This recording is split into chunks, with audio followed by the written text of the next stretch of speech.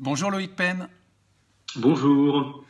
Alors merci de faire ce live avec nous à nouveau. On va faire le point aujourd'hui de la situation sanitaire, du moral des soignants, du déconfinement, mais aussi de l'annonce par le ministre d'une 5e branche concernant la perte d'autonomie. Mais tout d'abord, je vous vois avec un t-shirt particulier. Aujourd'hui, vous n'êtes plus avec votre blouse blanche, mais un t-shirt noir. Qu'est-ce qui est écrit dessus ? C'est un t-shirt qui date un peu, hein, Urgence Creil en grève. Alors, il date, mais il est toujours d'actualité. Hein. C'est un t-shirt qui avait été fait par le personnel des urgences et le syndicat CGT il y a presque un an, quand on était allé manifester à Paris. Aujourd'hui, c'est plus que la grève des urgences, d'ailleurs. Hein. C'est tout l'hôpital qui est en mouvement. Il faut pas revenir juste aux urgences.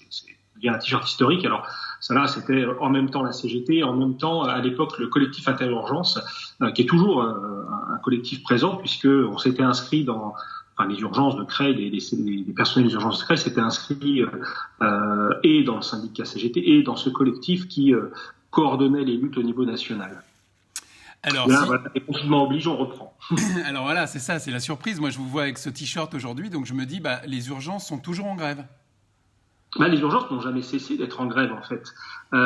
Évidemment, on ne s'est pas exprimé de cette façon-là pendant l'épidémie. L'épidémie qui n'est pas finie. Hein, tiens. Voilà, attention, je ne suis pas en train de dire ça y est, c'est réglé. Mais c'est vrai que dans les moments les plus durs de cette épidémie, même si on avait gardé dans les urgences, il y avait toujours les panneaux en grève, il y avait toujours les banderoles revendicatives. Mais évidemment, on avait d'autres fers au feu, on imagine bien. Là, on constate que ce qui a été, alors c'est dur de le dire comme ça, mais j'aurais tendance à dire une parenthèse enchantée. Alors c'est pas parce qu'on était en pleine épidémie que c'était enchanté, c'est parce que finalement le travail entre les administrations hospitalières et les soignants se passait tout à fait différemment. C'est-à-dire qu'il y a eu une vraie coopération, on était sur des logiques de soins. Aujourd'hui, on voit revenir les logiques financières, on voit revenir les tableaux Excel et les chiffres d'activité et évidemment, on réactive aussi du coup cette lutte qui ne s'est jamais vraiment arrêtée parce qu'il est hors de question qu'on ne tire pas les leçons de cette épidémie qui a montré la faiblesse de l'hôpital français, voilà, parce qu'il a été sur des coups de boutoir de l'austérité pendant des années. Il faut complètement changer l'hôpital dans ses gestions, dans son financement. Augmenter évidemment son financement, on l'a dit à plusieurs reprises, hein, et puis plus largement, il faut repenser la santé en France, hein, parce que l'accès aux soins, il est aujourd'hui problématique pour plein de gens. Donc voilà, pour ceux qui prennent le live en cours, les urgences sont toujours en lutte, sont toujours en grève, elles n'ont pas cessé de l'être et elles redoublent leur action aujourd'hui pour demander les moyens nécessaires aux hôpitaux. Alors, avant d'aborder la question des APAD, est-ce qu'on peut faire un point sur la situation sanitaire ? Où en est-on aujourd'hui dans l'Oise, mais plus généralement, quel bilan on tire à bientôt 15 jours du déconfinement ? Eh bien, on est dans une situation qui ne cesse de s'améliorer. Alors, ça ne veut pas dire que l'épidémie est finie. Hein. Il y a encore 70 morts environ dans la journée d'hier. Hein. Donc, rien n'est terminé, mais on n'est plus du tout dans les chiffres qu'on avait vécus au pic de l'épidémie. On n'est plus du tout dans une situation où on craint que les services hospitaliers soient submergés. On a retrouvé une situation normale. Alors, quasi normale, mais une situation normale qui n'était pas bonne, hein, je l'ai déjà dit. Aujourd'hui, dans l'Oise, c'est assez typique, on reste confiné alors que la circulation du virus est faible, la carte est verte pour la circulation du virus, on reste confiné, on reste en zone rouge, parce que, par contre, nos capacités hospitalières sont mauvaises. Et elles ne sont pas mauvaises du fait du Covid, elles sont mauvaises d'avant, elles sont mauvaises depuis longtemps. Voilà, il y a un chiffre qui parle dans l'Oise qui est tout à fait effrayant. La moyenne en France de lits de réanimation par habitant, c'est un lit pour 12 000. Voilà. En Allemagne, c'est plutôt un lit pour 6 000, 7 000. Voilà. Donc on est déjà mauvais sur toute la France avec ces lits de réanimation. Dans l'Oise, c'est un lit pour 22 000 environ. C'est-à-dire qu'on est complètement en dessous de la moyenne nationale. On est très mauvais sur le nombre de places de réanimation. Et évidemment, du coup, on est extrêmement prudent dans notre capacité à réagir à un rebond de l'épidémie, même si aujourd'hui, on a bon espoir qu'ils ne viennent pas maintenant en tout cas, tous les pays qui ont déconfiné montrent des choses assez similaires, c'est-à-dire des cas, mais pas un rebond épidémique. Alors après, les cas, ils existent quand même, c'est pour ça qu'il faut continuer à inciter à la prudence. On a vu que partout où il y avait des reprises de travail dans les administrations, dans le commissariat central à Lille, dans des grandes entreprises, on a les abattoirs ont été un cas largement cité. On a des récidives finalement de foyers épidémiques, alors qui sont pour l'instant assez circonscrits. Mais quand même, partout où on a des humains qui se refréquentent, voilà, si on respecte pas ces fameux gestes barrières dont on a parlé moult de fois, on retrouve des remontées de cette épidémie. Donc, il faut rester prudent, on n'est pas complètement sorti, mais au-delà de ça, on a bon espoir que les choses s'amenuisent petit à petit. C'est quand même ce qui semble se dessiner aujourd'hui. Alors, le moral des soignants, comment est-il après cette longue période Est-ce qu'il y a de la fatigue Est-ce que là... Ouais. Oui, il y a beaucoup de fatigue. Il y a beaucoup de fatigue.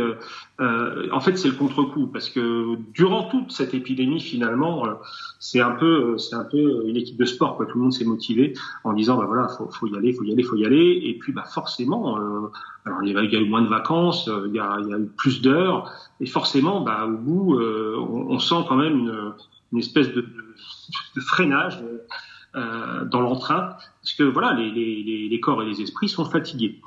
Et puis après, il y a ce que je disais au début, l'hôpital doit se repenser, on doit le refinancer, on doit avoir un grand débat collectif, alors qui ne concerne pas que les soignants, qui concerne évidemment toute la population française. Tous, à un moment ou à un autre, on a besoin de l'hôpital, on a besoin de la santé. Je dis toujours l'hôpital, mais je suis un peu ethnocentré, moi, sur l'hôpital, mais c'est aussi la question sur le reste de la médecine, de la médecine de ville également. Mais on a besoin de repenser tout ça. Et là, c'est vrai qu'on a des annonces ministérielles sur un Ségur, mais en fait, c'est plutôt inquiétant. Je le disais la dernière fois. On est quand même oui, on va augmenter les salaires, mais il faudra peut-être travailler plus. Voilà, on va assouplir les 35 heures. C'est-à-dire qu'on est sur une logique de donnant-donnant, comme si la pénibilité dans les hôpitaux, on pouvait la négocier. On peut pas la négocier. C'est pénible dans les hôpitaux. Ça sert à rien de rajouter des couches de pénibilité, alors que tout ce qu'on dit, c'est il faut re-rendre l'hôpital attractif, c'est-à-dire diminuer cette pénibilité, augmenter les salaires. Voilà, c'est pas là on est encore dans un truc. Voilà, il va falloir travailler plus pour gagner plus. On a vu ce que ça donnait, c'est une vaste arnaque. Aujourd'hui, il faut travailler moins pour travailler plus. Et il faut être capable aujourd'hui de voir que les soignants ont une pénibilité forte, une charge de travail forte, et que diminuer le temps de travail, voilà, on a une proposition qui est une diminution du temps de travail à 32 heures, et de former massivement des professionnels de santé pour en avoir plus. En fait, ce qu'on demande, c'est pas travailler plus, c'est avoir plus de collègues, des équipes aujourd'hui renouvelées, et un temps de travail qui soit moins pénible que celui qu'on vit aujourd'hui. D'ailleurs, on nous dit 35 heures, mais si on compte le réel fait par les soignants, c'est pas du tout 35 heures. Il y a beaucoup d'heures supplémentaires qui souvent, d'ailleurs, sont pas payées, sont conservées dans des comptes épargne-temps. Là aussi, il y a une bombe à retardement assez terrible. Enfin voilà. Ce qu'il faut, c'est embaucher à l'hôpital public. Et c'est certainement pas travailler plus pour gagner plus. Il serait normal de gagner plus, pardon. Les soignants en France aujourd'hui, les infirmières particulièrement, sont parmi les moins bien payés dans les pays de l'OCDE. On est sur la 23e position et la 26e, je ne sais plus, sur 32 pays.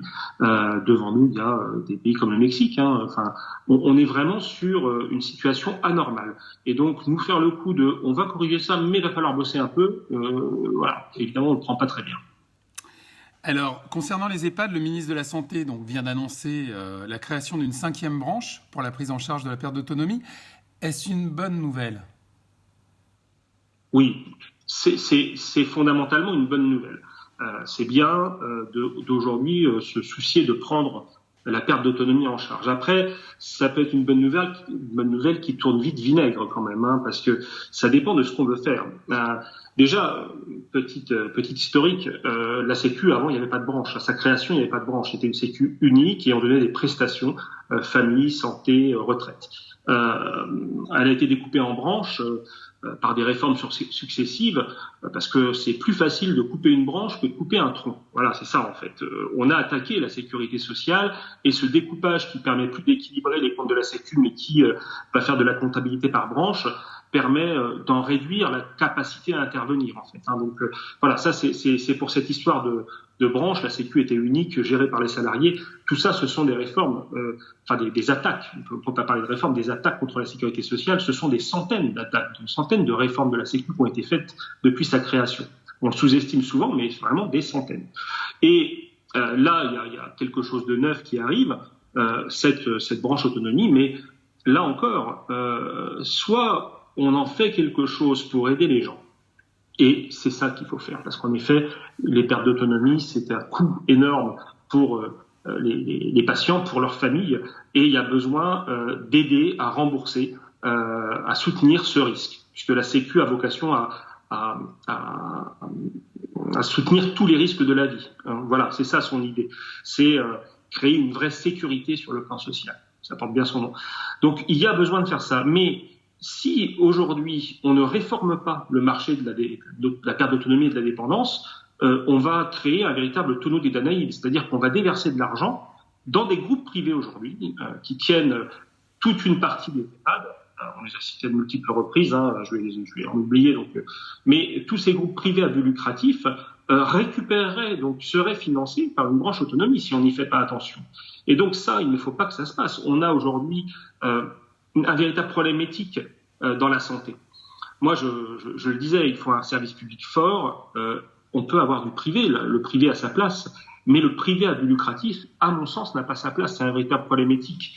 Il n'y a pas de raison que la sécurité sociale, la santé, qui n'est pas une marchandise, finance des actionnaires. Et donc, je pense qu'il faut complètement revoir ça.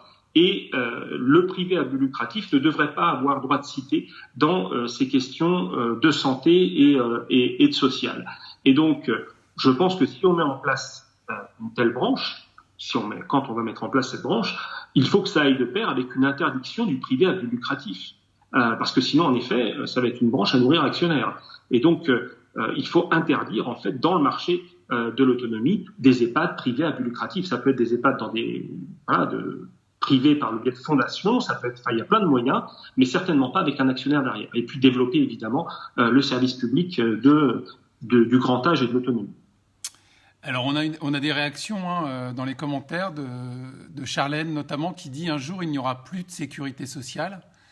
Donc une vision assez pessimiste. Qu'est-ce que vous en pensez ? Est-ce que vous pensez que la Sécu attaquée est vouée à disparaître, ou au contraire, il y a des résistances et c'est un modèle d'avenir ? Je pense que c'est un modèle d'avenir. Évidemment, il l'attaque. Depuis 1947, il l'attaque. Voilà. Depuis 1947, la Sécu est attaquée. On parle de trous de la Sécu depuis cette époque, c'est-à-dire dès sa création. Et pourtant, ça marche toujours. On est vraiment sur quelque chose, un modèle qui s'est créé après-guerre, qui était quelque chose d'inédit. Une sécurité sociale unique couvrant tous les risques, gérée par les cotisants, les salariés eux-mêmes. C'était un truc. Et du jour au lendemain, c'était la peur de la maladie, la peur de la vieillesse qui disparaissait parce qu'on était couverts. Alors évidemment, ce qui est terrible, c'est qu'on a pris, c'était pour les libéraux, c'est très très bien, mais on a une logique basée sur la cotisation sociale, c'est-à-dire qu'on prend une part de la richesse primaire, de la création de richesse, pour la mutualiser et couvrir ces risques. Évidemment, les libéraux qui considèrent que l'outil de production, l'entreprise est leur propriété unique, que c'est pas un objet social, et qui donc se sentent propriétaires de la richesse créée, le voient comme une spoliation. D'autres, j'en fais partie, le voient comme une plus juste répartition des richesses créées par les salariés, et pas par les gens qui possèdent l'entreprise. Donc on a là un conflit idéologique depuis la création de cette sécurité sociale, et les libéraux ne se résignent pas à ça. Ils ont attaqué, j'ai vu, des centaines de fois cet organisme, et pourtant il est toujours là. Alors évidemment, il est affaibli par rapport à ce qu'il a été, sa gestion est étatisée. C'était la logique, c'était que l'État, ni les puissances d'argent, ni l'État n'aient la main là-dessus, mais que les salariés eux-mêmes la gèrent. L'État a désormais la main sur la sécurité sociale.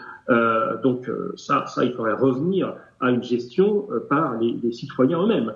Il y a beaucoup de choses qui sont déremboursées, ça a été transformé en branche, c'est une sécu unique. Enfin voilà, les attaques ont été multiples.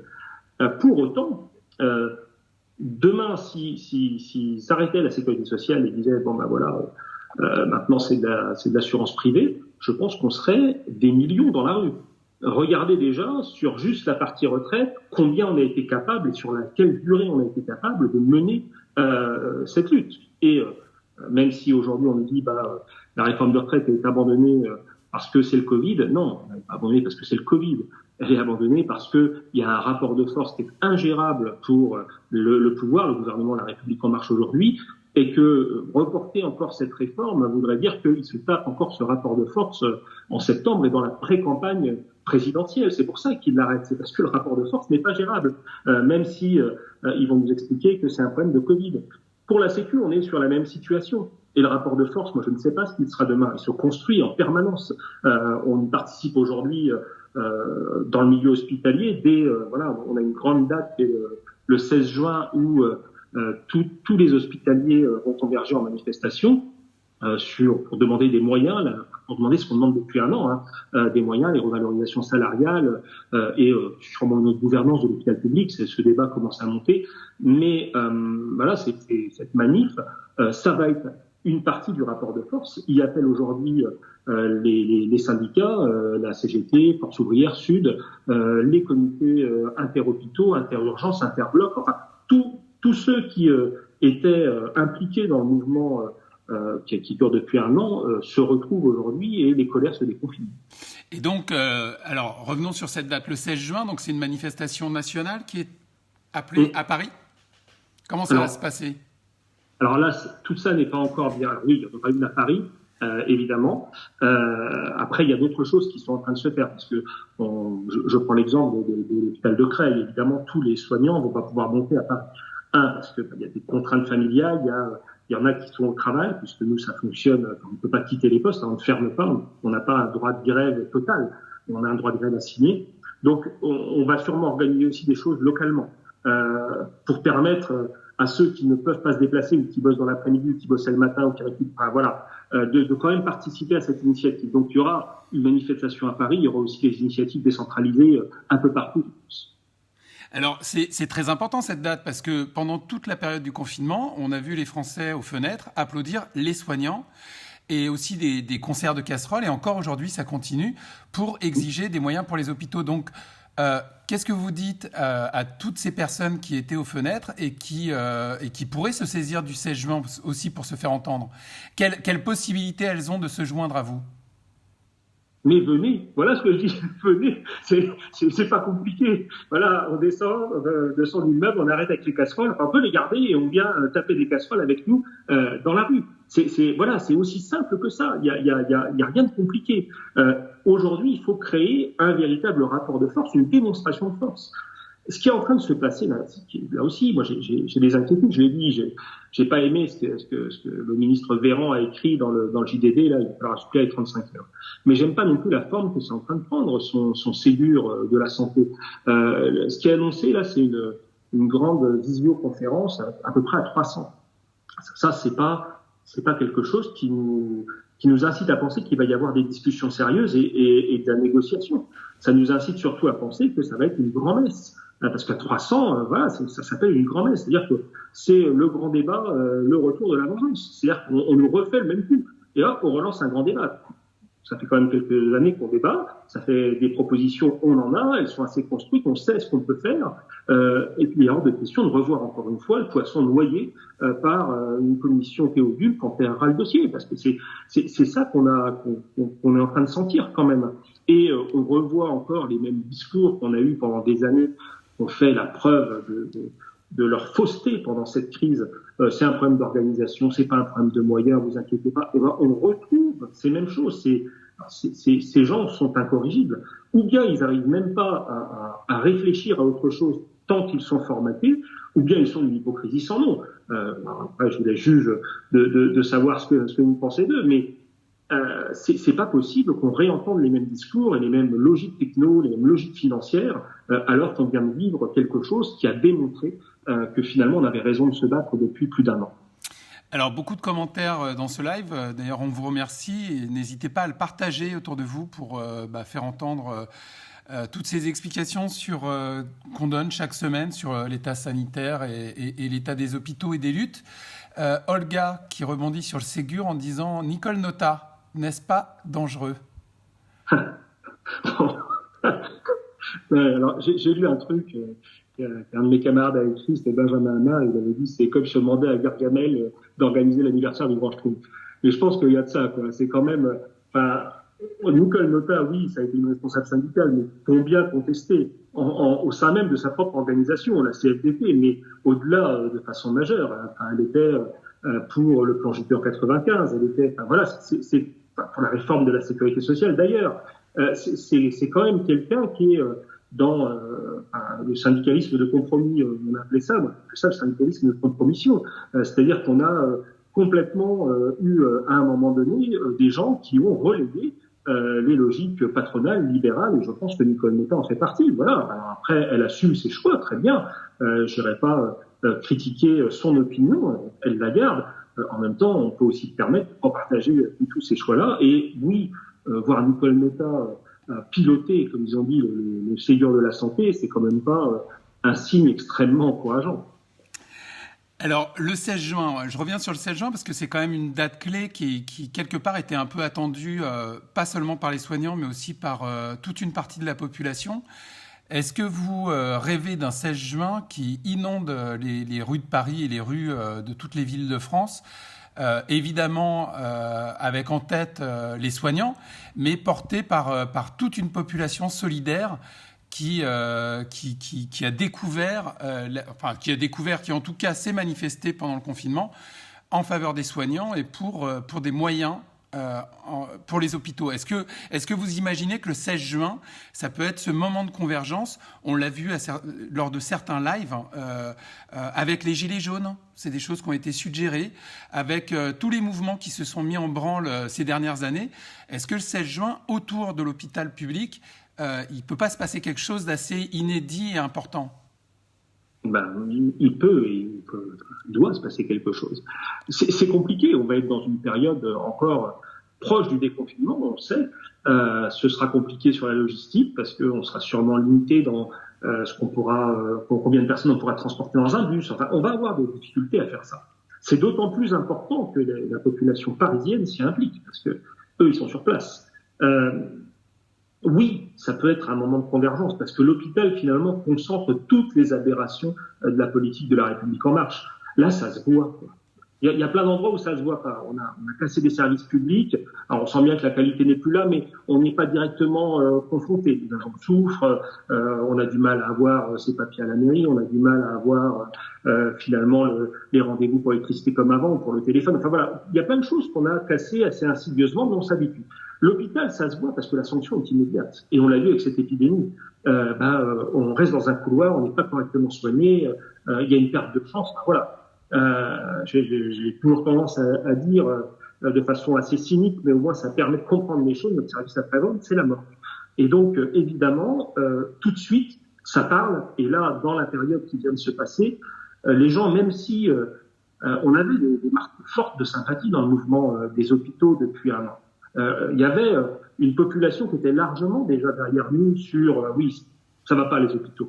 Mais là, avec l'épidémie, c'est une claque en pleine figure. Là, ça a frappé tout le monde. Tout le monde a réalisé, même ceux qui pouvaient en être éloignés, que ça concernait chacun d'entre nous. Voilà, chacun d'entre nous. Et que c'est pas possible de laisser ça dans les mains de quelques technos sans en faire un grand débat où les citoyens sont impliqués et ont le pouvoir.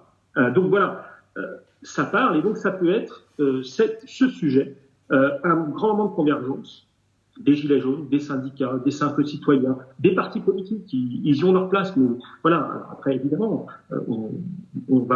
ça va être un mouvement d'abord des soignants, mais tout le monde a sa place pour venir renforcer, dire sa colère, donner ses propositions. C'est un débat qu'il faut enclencher. Nous, on a déjà des revendications qui sont en route, mais on a besoin encore de nourrir. Et puis, ça peut être un point de départ pour parler de l'ensemble des problématiques. Parce que je disais, c'est un symbole, mais on a les mêmes problématiques dans l'ensemble des services publics, on a les mêmes problématiques sur la répartition des richesses, on a les mêmes problématiques sur la sécurité sociale. Donc voilà, c'est quelque chose qui peut faire démarrer très largement une prise de conscience et des propositions nouvelles.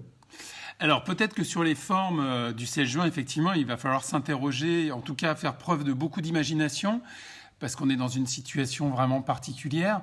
Alors on a des témoignages. Alina qui nous dit « Ma famille va être là, je partage autour de moi, point d'exclamation ». Gisèle qui dit je ne vois pas trop comment faire pour manifester, qui se pose la question, je pense compte tenu de la crise sanitaire. Alina, à nouveau, qui nous dit « On va être là, la solidarité, c'est la force ». Nathalie, qui note « Ils auraient dû faire ça le samedi. Il y a des gens qui ne pourront malheureusement pas venir parce qu'ils n'ont pas le choix pour aller travailler. » Donc, bon, à toutes ces personnes-là, est-ce qu'il n'y a pas des formes possibles d'intervention le 16 juin pour se faire entendre, que ce soit depuis son lieu de travail ou depuis chez soi, quand on ne peut pas se déplacer? Est-ce qu'il n'y a pas des choses à inventer? Il y a sûrement des choses à inventer. On a eu des initiatives qui étaient des manifestations sur les réseaux sociaux.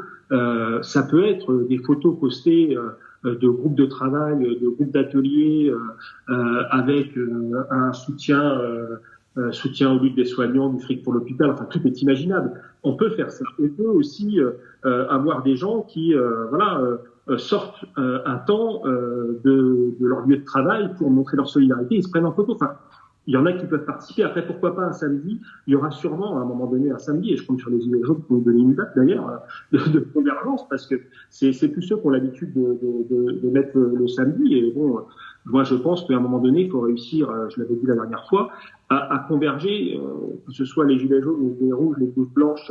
Il faut qu'on se mette un peu en tas, quoi. Et là, évidemment, ça intervient en semaine, mais ça correspond aussi à quelque chose de plus simple pour les soignants. Les soignants travaillent aussi le week-end, donc voilà, nous le samedi, c'est pas forcément une date super, parce que déjà qu'il n'y a pas beaucoup de week-end pour les soignants, ils passent peu avec leur famille. Si en plus on leur colle un samedi de manif, c'est pas simple.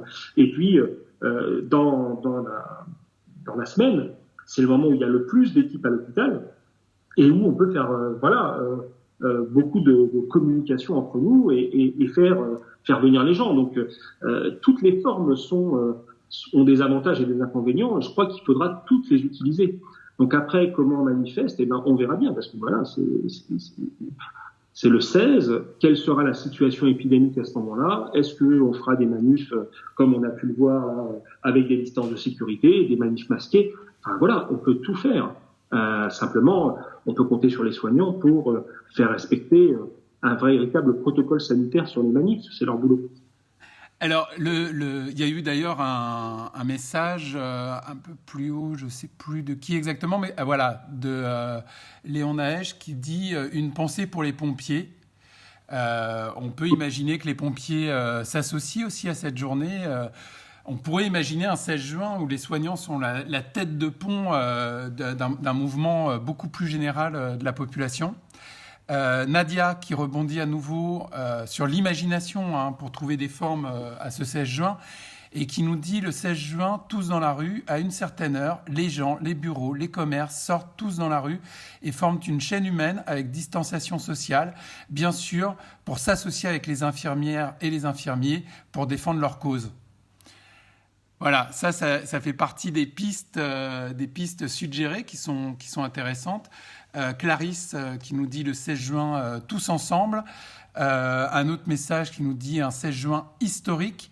Est-ce que cette date en fait qui va se construire pas à pas ne va pas être la première grosse date post-confinement pour que les gens se fassent entendre?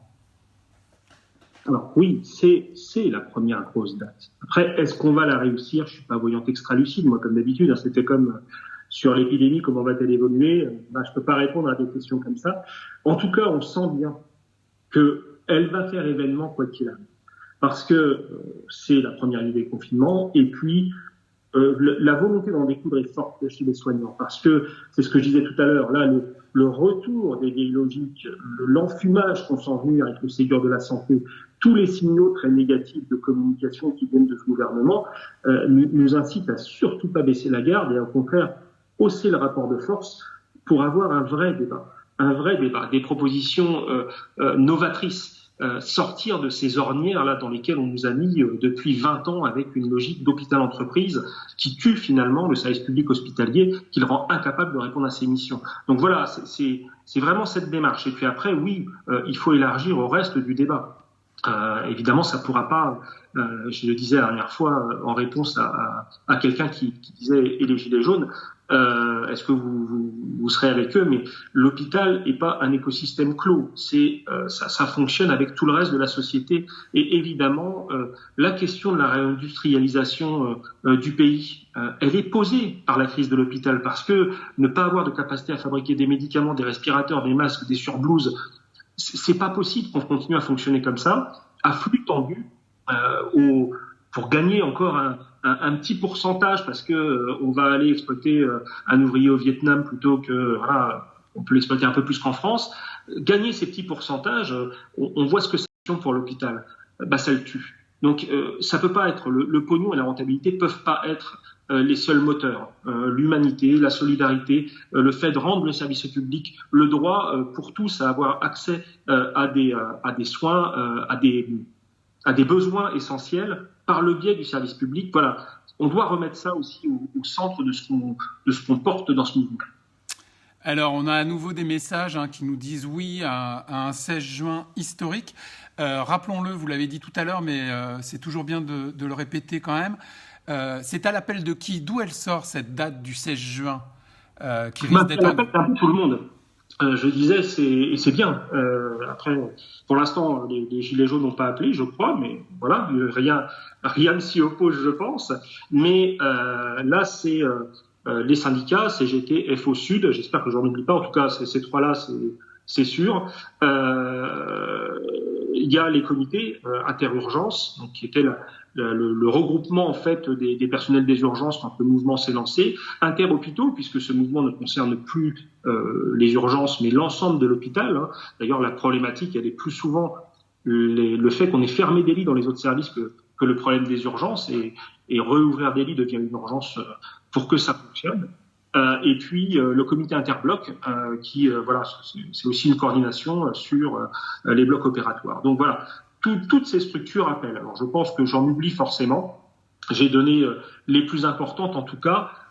Et puis il y a la coordination des comités de défense des hôpitaux, j'oublie quand même, parce que c'est surtout à Creil, c'est quelque chose qui a beaucoup fonctionné. C'était ceux qui ont beaucoup animé la défense, l'opposition à la fermeture de notre maternité. Donc ça appelle nationalement et localement d'ailleurs. Ils sont en train d'organiser aussi, d'essayer de participer à l'organisation du rassemblement. Donc voilà, il y a toutes ces structures qui appellent, c'est-à-dire qu'on fait quand même, on couvre le champ là de quasiment tous les gens qui se sont impliqués dans le mouvement des hôpitaux. Oui, c'est une possibilité de réussir du coup.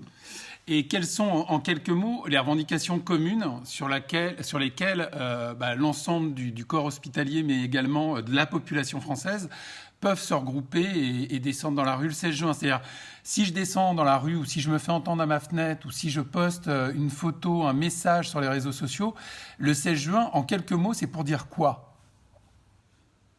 Il y a trois grandes revendications qui sont portées.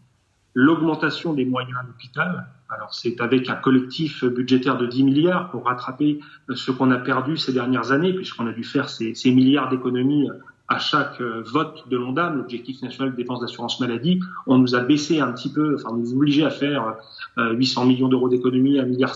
Voilà, tous les ans, on nous a rabioté un peu. Il faut rattraper ça parce que on a un retard en infrastructure, en investissement, en matériel. Il faut augmenter cet objectif national de dépenses d'assurance maladie chaque année, le mettre au moins à 5% d'augmentation pour non seulement couvrir l'augmentation naturelle des dépenses de l'hôpital en technique, en coût de chauffage, en coût d'électricité. Voilà, tous les ans il y a de l'inflation, donc naturellement nous aussi on l'a subi. Donc il faut le mettre à 5, c'est-à-dire 4 ça couvre et 5 ça permet d'avoir une amélioration puisqu'il faut progressivement investir plus parce qu'on a aujourd'hui des capacités nouvelles, technologiques, scientifiques, à traiter mieux les gens. Il faut les faire rentrer dans la vie et pour ça, il y a besoin de moyens. Ensuite, au-delà de ces moyens pour l'hôpital, il y a la question des lits. Il faut réouvrir des lits. Cette logique du tout ambulatoire, enfin, ils ont appelé ça le virage ambulatoire, c'était le mirage ambulatoire. Parce que dans les faits, ça ne correspond pas aux patients qu'on doit hospitaliser. Si vous avez une fracture de bras, qu'on vous met des broches, et que vous avez 30 ans et que vous êtes en pleine forme, oui, en effet, là, l'ambulatoire, c'est possible. Par contre, si vous avez 90 ans avec les mêmes broches et que vous vivez tout seul, c'est moins possible.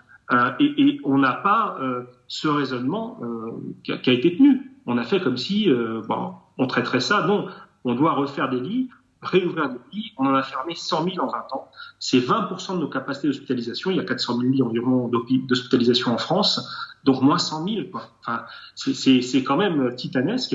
Et d'ailleurs, si on les réouvrait, les lits, et si on les réouvrait à 100 000, on serait à peu près au niveau de l'Allemagne. Donc c'est pas non plus, on n'est pas dans l'hérésie. On est dans des logiques très délétères qui ont été appliquées à l'hôpital public.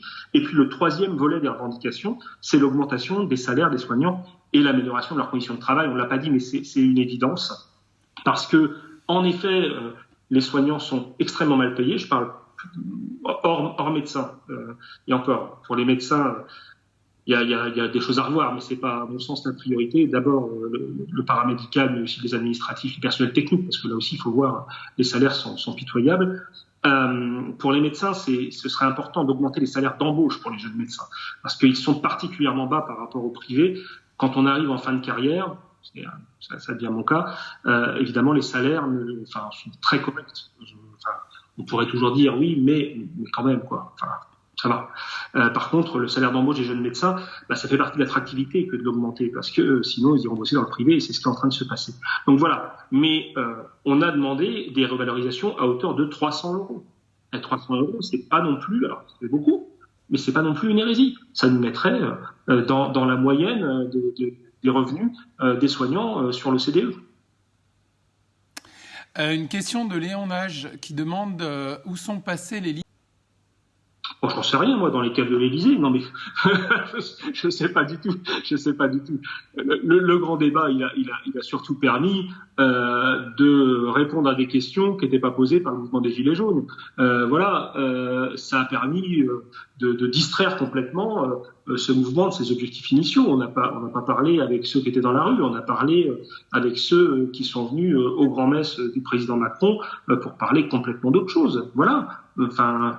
Et là, ce que j'essaie d'apporter, c'est on ne veut pas voir une situation identique. On ne veut pas réentendre les grandes formules néolibérales sur oui, mais c'est sûrement de l'organisation, et allez, hop, on fait un petit comité organisation. Ça fait quand même longtemps qu'on nous le sert, ça.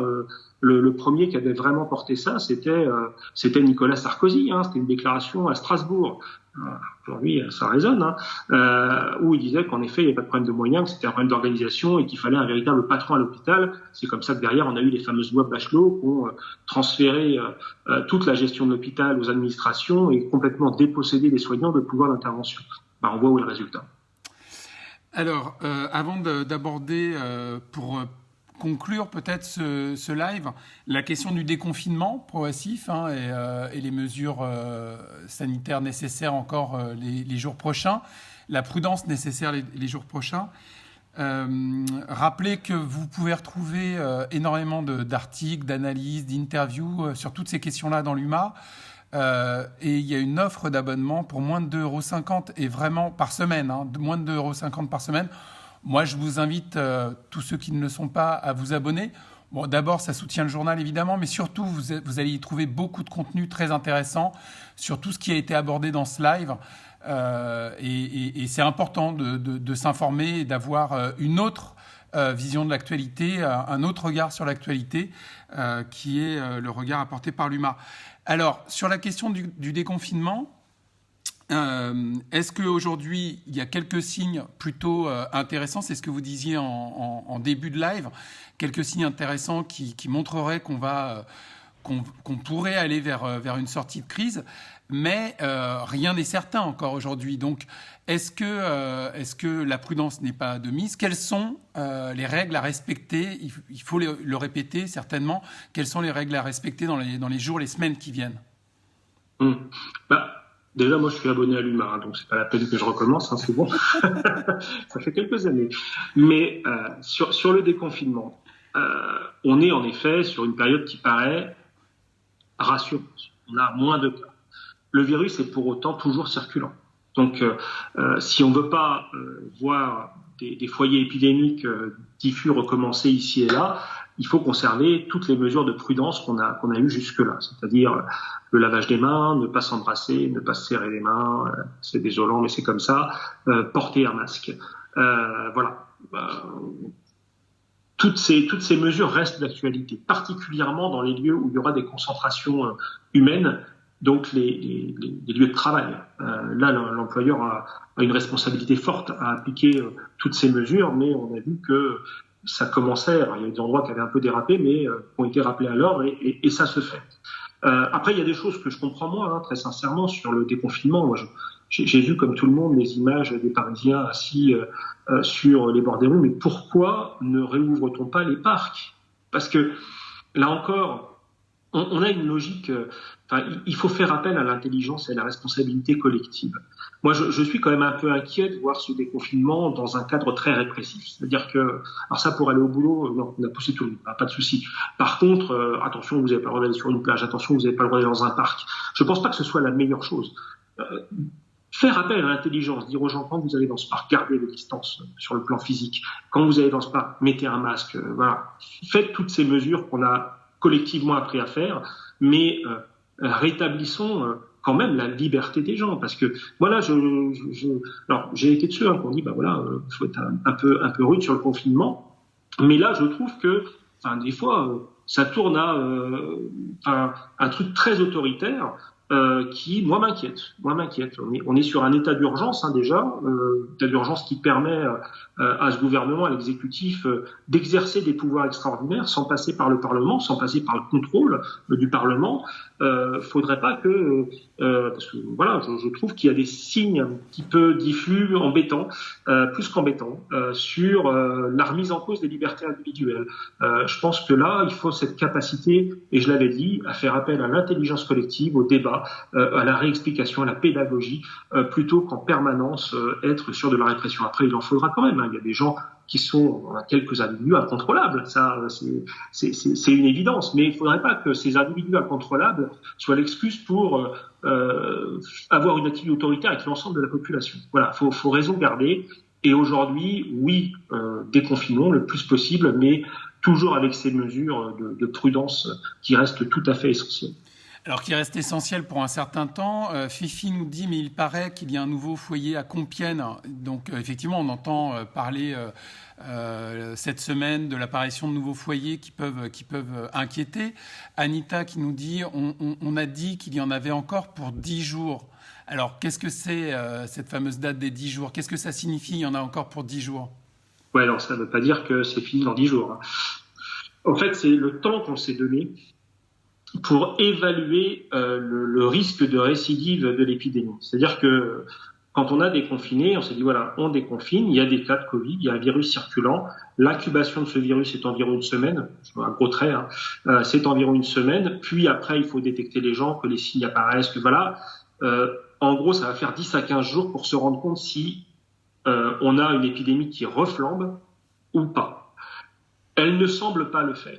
Voilà, je reste encore prudent, mais elle ne semble pas le faire. Ça ne veut pas dire, quand on dit on n'est pas en train de revivre finalement une montée épidémique catastrophique comme on l'a eu au début, ça ne veut pas dire que c'est fini. Ça veut dire que le virus restant circulant, on va avoir des réémergences et des foyers épidémiques. Mais pour les circonscrire, ça veut dire qu'il faut une politique de tests massif, enfin tout ce qu'on a dit, de dépistage, de contact de prise de contact avec les gens qui ont fréquenté le patient, les dépister aussi. Enfin, voilà, c'est une politique de santé publique qu'il faut mettre en place. Et Elle est toujours pas, moi je le dis, je pense pas elle est toujours pas au niveau. On nous avait promis 700 000 tests, à mon avis, si on est à la moitié, c'est le Pérou. Et encore, je suis pas sûr du tout. Là encore, on est sur, mais je me répète, mais on est sur un problème idéologique. La logique néolibérale fait appel à la responsabilité individuelle là-dessus, en disant, vous êtes responsable de votre sort. Moi, je suis plus pour, quand c'est individuel, je suis plus pour faire appel à l'intelligence collective. Voilà, essayons ensemble de raisonner et de faire attention. Mais par contre, on a des stratégies collectives à mettre en place, et ça, c'est la puissance publique qui les met en place. On a besoin, je l'ai dit encore, d'un État stratège qui organise les choses et qui dit pas, si ça vous arrive, confinez-vous. Non, voilà, il faut qu'on puisse aller au-devant du patient, il faut qu'on puisse avoir une politique de test très accessible. Voilà, ça reste un peu compliqué pour l'instant. Donc, pour conclure, prudence encore est de mise.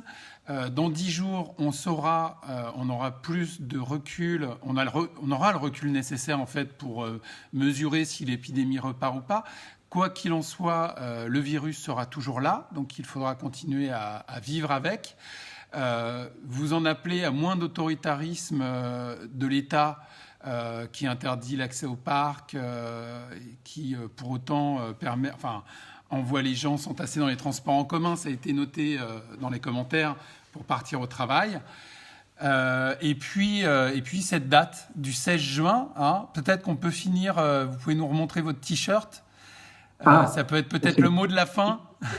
Voilà, c'est l'urgence crée en grève avec les badges, mais je dis, il est déjà un peu dépassé celui-là, parce que là, c'est plus les urgences, c'est vraiment l'hôpital. Et c'est d'ailleurs une belle prise de conscience que on a souvent pensé c'est les urgences le problème. Non, les urgences sont l'endroit où on voit le problème.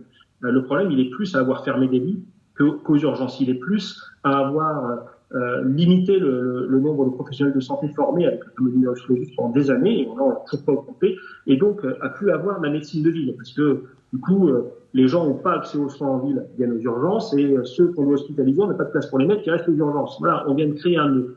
C'est pour ça que ça part des urgences. Mais la problématique, elle concerne tout l'hôpital, et les gens aujourd'hui qui travaillent dans les services hospitaliers ont été mis particulièrement à rude épreuve avec l'épidémie qu'on a connue. Donc eux aussi, les révélateurs ont été forts sur la politique de santé de ces dernières années. Et c'est pour ça que maintenant, ce t-shirt, je vais le garder parce que moi, voilà, ma famille, ça reste quand même les urgences, mais ça mériterait de mettre hôpitaux et même santé. Voilà. Bon, on peut imaginer que vous ayez un t-shirt comme celui-là au prochain live, peut-être la semaine prochaine. Moi, je suis nostalgique, donc je garde mes vieilles comme ça. D'accord. En tout cas, on va refaire un live pour à nouveau faire le point de la situation sanitaire, l'apparition des foyers.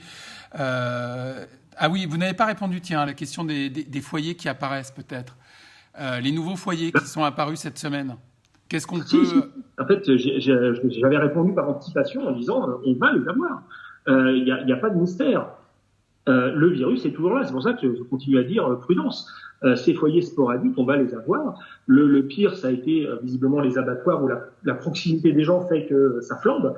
Mais on a des foyers un peu partout. On a eu aussi le commissariat à Lille, on a de fait un risque. D'ailleurs, à ce sujet, on a une décision qui est de tenir les élections en juin. Quelque chose que je ne partageais pas. Voilà. Alors, j'y suis impliqué. Je fais partie d'une liste citoyenne de gauche qui doit jouer un deuxième tour contre le maire sortant, La République en marche. Voilà, donc évidemment, on va tenir les élections parce que je sous-estime pas le moment démocratique et je suis pas en train de dire au nom de la crise sanitaire il faudrait pas déconfiner la démocratie. La décision gouvernementale, c'est de détenir. Alors moi, je vois quand même des arrière-pensées, d'encaisser les pertes vu la situation de déroute qu'a connue le gouvernement à ces élections. Ok, je peux l'entendre, mais d'abord, pensons à la situation sanitaire quand même. Enfin, on peut dire on déconfine, pourquoi pas les élections. Rappelons quand même que les élections, on n'a pas déconfiné tout le monde. Beaucoup de personnes âgées sont encore dans des situations plus prudentes parce que ce sont ceux à risque. On a dit d'ailleurs, il faudrait qu'ils restent à la maison jusqu'au vaccin, ce qui n'est pas possible. Mais on est plus prudent. Et là, les élections, c'est justement le moment où ils vont aller voter, où ils tiennent souvent les bureaux de vote. Donc la question, elle est vraiment posée. Moi, je vois l'épidémie diminuer et donc la possibilité de se faire de ces élections, c'est vrai. Je pense que c'est bien d'arriver à lieu 15 jours avant quand même pour être un peu sûr de son coup. Et puis par contre, voilà, pour tenir ces élections, et quand je disais que je ne sous-estimais pas la démocratie, j'en fais des choses d'importants, je constate quand même qu'on va réussir à faire un deuxième tour sans campagne, parce que c'est ça. On peut toujours sécuriser les bureaux de vote, ça on peut y arriver, avec les masques obligatoires, avec voilà, toute une série de choses. Par contre, ce qu'on sait, c'est qu'on nous interdit finalement de faire des campagnes pour les porte-à-porte. On ne pourrait pas vérifier que, encore par contre, il y a de l'intelligence collective potentielle, hein, parce que on a fait par le passé des porte-à-porte extrêmement sécurisés, respectant les distances physiques. Mais là, on ne va pas pouvoir le faire.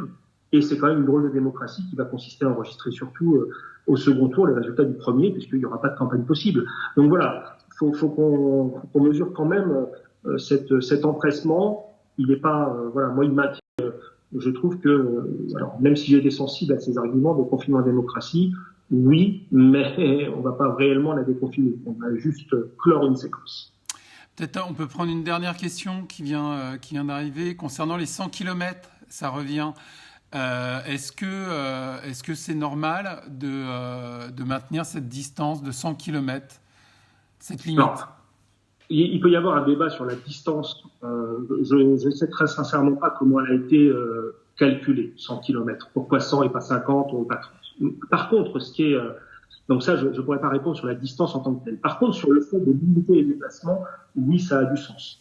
Tant qu'on a des endroits où le virus est très circulant et d'autres où il est peu, l'idée, c'est pas d'aller le balancer partout aux quatre coins, enfin tous les coins du virus, pas quatre. Donc, à un moment donné, ça a une logique de limiter les déplacements, de faire que on n'ait pas de transport comme on a pu l'avoir en Chine au moment où ils ont fermé Wuhan. C'est des millions de personnes qui sont parties de cette zone. C'est énorme en fait. Et c'est comme ça qu'ils ont vu leur foyer se développer partout ailleurs. Et la suite, on la connaît. Donc, ça a du sens. Après, répondre sur pourquoi 100, là, j'avoue que j'ai pas regardé l'avis du conseil scientifique là-dessus. Et les endroits où circule le plus le virus aujourd'hui, où le virus est concrètement en circulation, c'est quoi? C'est la région parisienne, essentiellement? Ouais, c'est pas mal la région parisienne. Alors après, j'ai pas revu la carte réactualisée. Hein. On avait, quand ils ont présenté, on avait deux cartes en fait et une synthèse. Une carte sur les capacités hospitalières, une carte sur la circulation du virus et une synthèse. Et puis normalement la capacité à tester, mais ça, comme on était intrépide de donner des chiffres exacts, c'est pas ce qui a été retenu pour faire la synthèse. Donc c'est là qu'on le retrouve, mais elle mériterait d'être réactualisée. Je ne sais pas si elle a été faite. En même temps, voilà, l'évidence, c'est la région parisienne, c'est quand même quelque chose de très particulier. C'est la plus forte densité de population. Hein. C'est des gens qui sont très en proximité et donc c'est forcément, je le disais, c'est des endroits où les concentrations humaines sont importantes, comme le virus circule naturellement. Donc la RP, ouais, c'est là où potentiellement on va avoir le plus de mal à placer les choses. Est-ce que vous soutenez de ce point de vue-là la demande de la maire de Paris que dans les rues de Paris, le masque soit obligatoire?